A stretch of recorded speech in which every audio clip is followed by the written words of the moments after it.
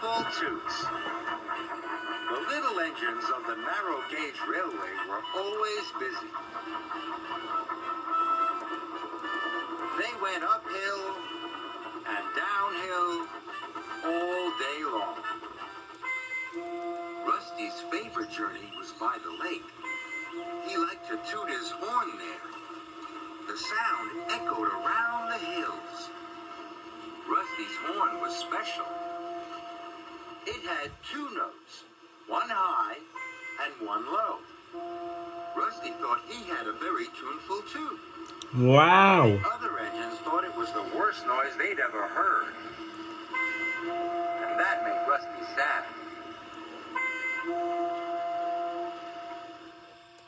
One morning, the narrow gauge controller, Mr. Percival, had a special announcement to make. So Topham and Lady Hatt are to visit our railway this evening.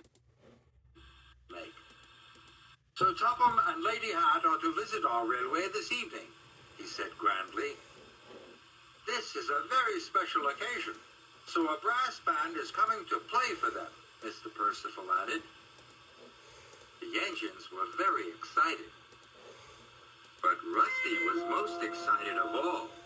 He loved the sounds of a brass band. There was a lot to do. Skarloey and Rheneas brought tables and chairs.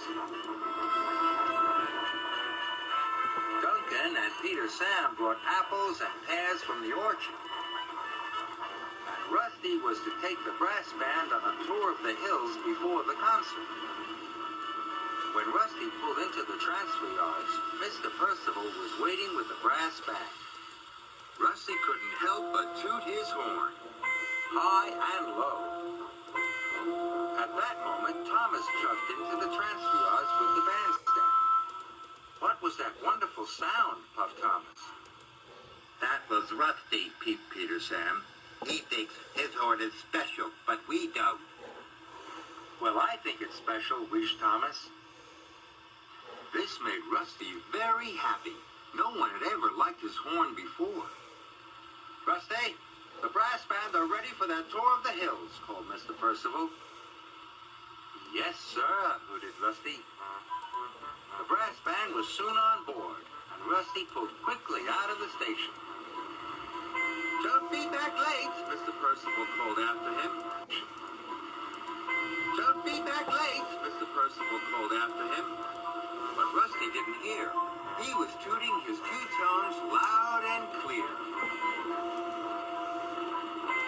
I'm going to give the brass band the best tour ever, he said. Rusty took them to the top of the highest hill. Then they went to the Viaduct. Then he took them to the trestle bridge. It would soon be time for the concert. The band started to tune their instruments. The sound of their notes filled Rusty's funnel. He was very happy. So happy, he forgot all about getting back for the concert. So happy, he forgot all about getting back for the concert. I know, thought Rusty. Now I'll take the band to the lake. He wanted this trip to go on forever and ever. Rusty happily clickety-clacked towards the lake. His horn was toot-tooting to the music of the brass band. He wished all the other engines could hear him now. The ruined castle looked magical in the sunset. Rusty's tuneful train crossed the lake. Then there was trouble. Uh-oh. Rusty shuddered to a stop. Rusty had made a terrible mistake. He had gone too far, and he had run out of diesel oil. Now the brass band wouldn't get back for the concert. This was a disaster.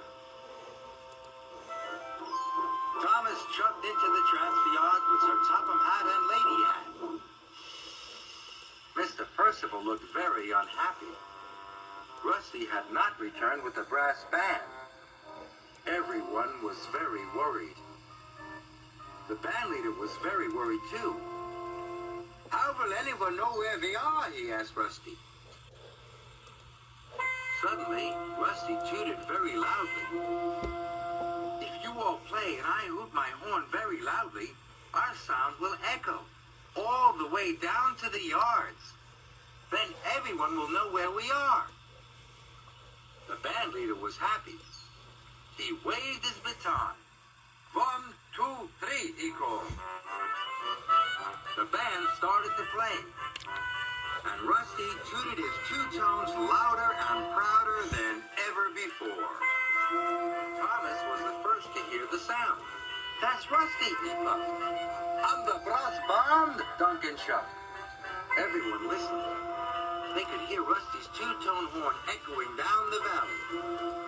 They must be in trouble, whistled Thomas. Follow the sound of Rusty's horn, Thomas wished. Then you'll be able to find him. If the brass band is with Rusty, said Sir Topham Hatt, we'll have the concert there. Everyone thought this was a wonderful idea, especially Mr. Percival. The brass band played as loudly as they had ever done. Rusty was sure the whole of Sodor could hear them. Then he saw engine lamps coming towards them. Rusty was so surprised. All the engines were arriving at the lake, and none of them was telling him to be quiet. We have come to hear the concert, boomed Sir Topham Hatt. We had your horn, puffed Peter Sam. So we knew where to find you, chucked Duncan. Because you had the most special-sounding horn of all, wheezed Skarloey. I shall never be shy about my special horn again, Rusty tooted. Let the concert begin. All the engines